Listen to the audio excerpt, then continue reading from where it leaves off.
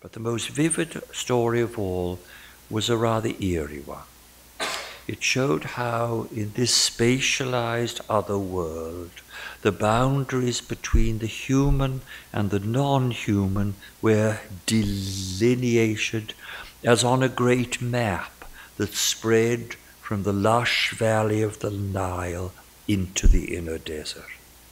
A man who lived in the inner desert found that bread would appear from nowhere on his table every 2 or 3 days. But over time, this sure supply made his ascetic ardor cool. A barely perceptible inertia began to make its way into his soul. As this inertia spread, the quality of the bread declined. At the end, the monk found only a mouse-eaten crust, a monastic Dorian grey. He knew that his soul was no longer worthy of the desert, the zone of God-given food. He made his way back to a monastery on the edge of the green land of the Nile. He joined his fellows. He returned to his handiwork. He'd learned what it was to be human. To be human in Egypt was to depend on human bread, produced by human labor, and purchased, if needs be, through the sale of the work of human hands to fellow humans. It was with these vivid stories that linked food and labor simply with being human, at the back of their minds, that the monks of Egypt countered the Syrian myth of an angelic freedom gained through the abandonment of the world of labor. The grand illusion of the work-free angel in the Syrian tradition was the stuff of humor in the hermitages of Egypt. The tales preserved in the Apothegmata Patrum, the sayings of the fathers, were put together in around 450 by Egyptian exiles in Palestine. Palestine lay on the frontier between the 2 different worlds of monastic piety, and many of the anecdotes and sayings in the Apothegmata were shots across that frontier. They were challenges to the angelic monks of Syria. They showed that there was no room, in Egypt at least, for angelic wannabes. It was said of John the dwarf that one day he said to his elder brother, "I would like to be free of all care, like the angels who do not work, but ceaselessly offer worship to God." So he took off his cloak and went away into the desert. After a week he came back to his brother. When he knocked on the door, he heard his brother say, "Who are you?" He said, "I'm John, your brother." But the brother replied, "But John has become an angel. Henceforth he's no longer among men." His brother did not let him in, but left him there in distress until the morning. Then, opening the door, he said to him, "You are a human being, and you must work again in order to eat." Then John made a prostration before him, said, "Forgive me," returned to his basket work.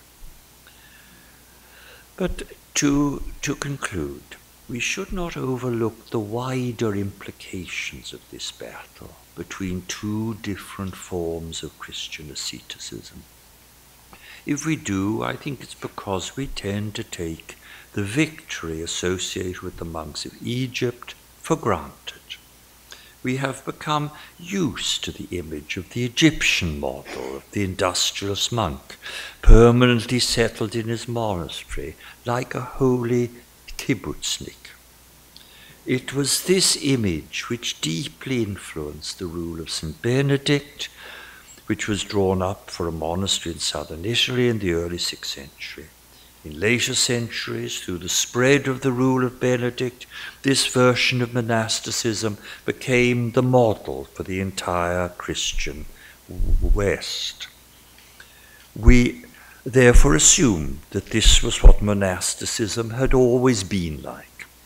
But as we've seen, this was far from the case. If we look out at the great third world of Christianity in Africa and the Middle East, we find very different social and religious landscapes. We need to appreciate the power, the sheer geographical extent of the alternative model represented by the Manichees and by the angelic monks of Syria, wholly poor, entirely supported by the giving of the laity. For when seen against the spacious background of Eurasia as a whole, the Manichees and the monks of Syria were the norm, and the ferociously self-supporting, industrious monastic communities of Egypt and the West were the exception.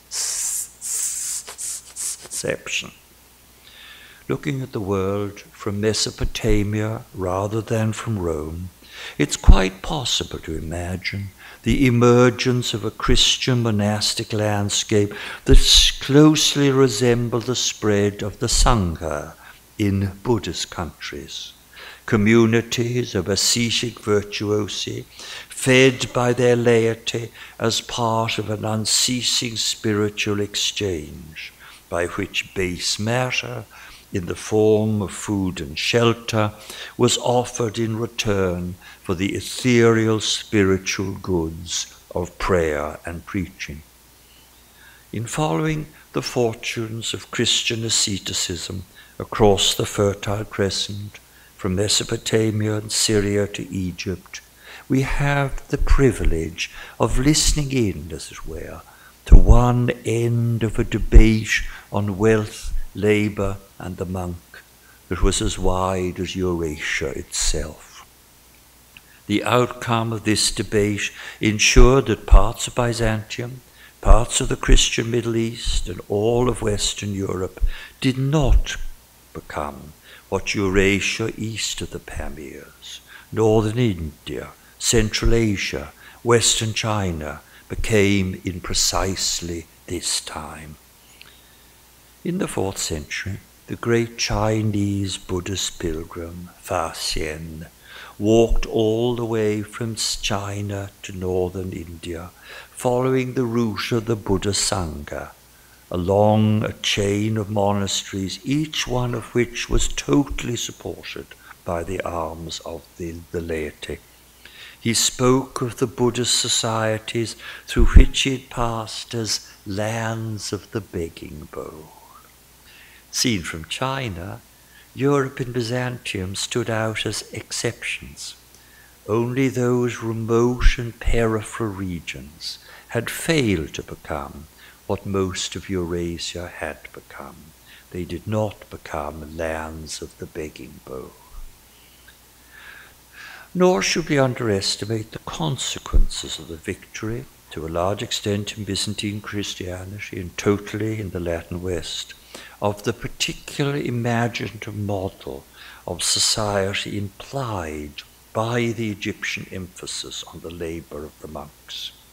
Put in a nutshell, human society and human suffering associated with real divisions between rich and poor took on a density which was lacking in the cosmic option of the Manichees, and even, for all the deep human compassion that appears in the lives of so many Syrian saints, in the angelic option of the Syrian wanderers.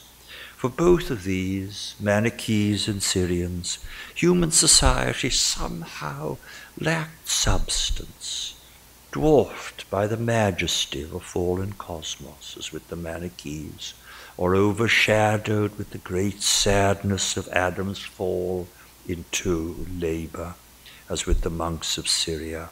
The present-day organization of society itself and its all too palpable divisions between rich and poor represented but a thin sliver of the human condition.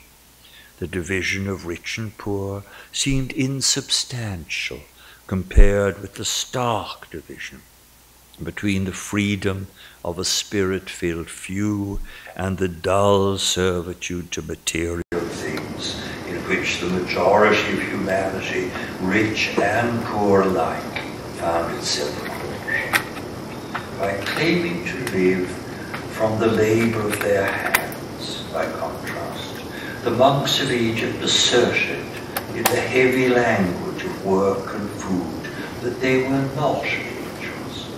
Rather, they were fully paid up human members of a human society characterized by sharp contours that were drawn in the most blatant and concrete manner by differences of access to food. The monks were linked by labor to the society, to the sufferings of that society.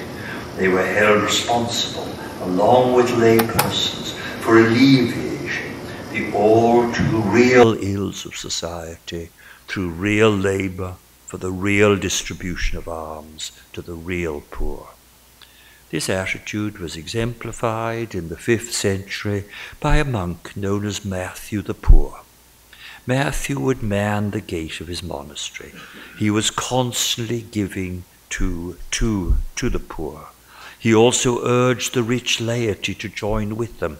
He quoted the mighty verses of St. Paul, which spoke of an abundance as gracious the miraculous abundance of the holy manna that had fallen on the children of Israel in the desert of Sinai, that would be set loose by the rich if only they were generous to the poor.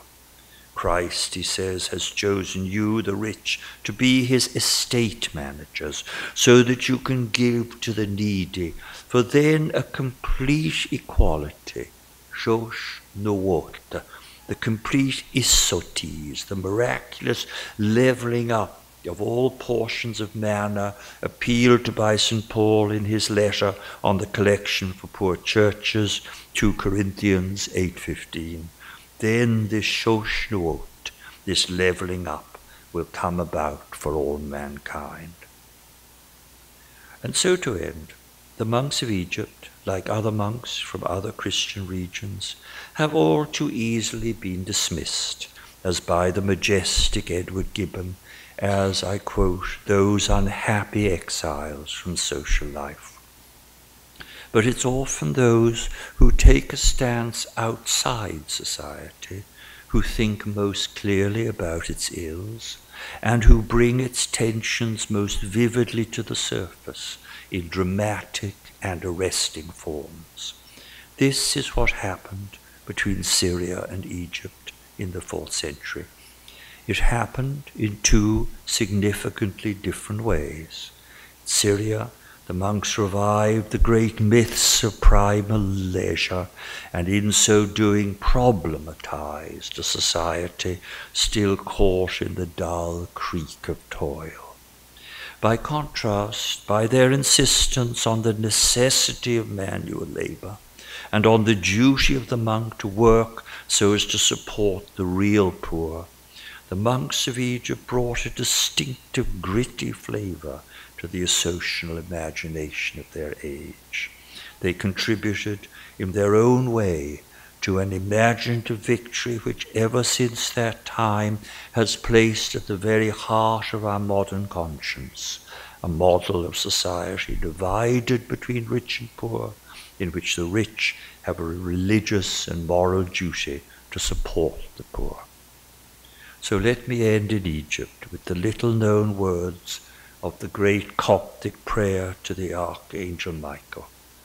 We find the intercession of Michael in the strenuous work of our hands, in the quietness of the oxen and the growth of the lambs, in the body of the vine and the gladness which is in the wine, in the fatness and the savour of the olives. And we find the intercession of Michael also when he is gentle towards those who are weary with toil, and he gives them strength. Thank you.